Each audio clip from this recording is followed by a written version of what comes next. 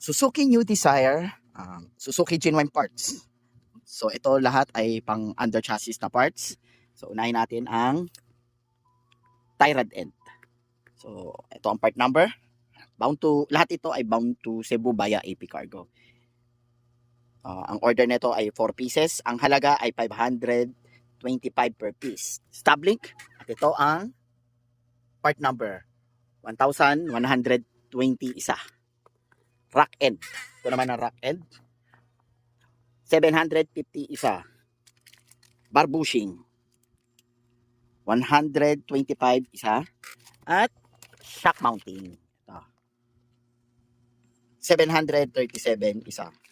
So, lahat yan ilalagay natin sa box via AP Cargo. Thank you.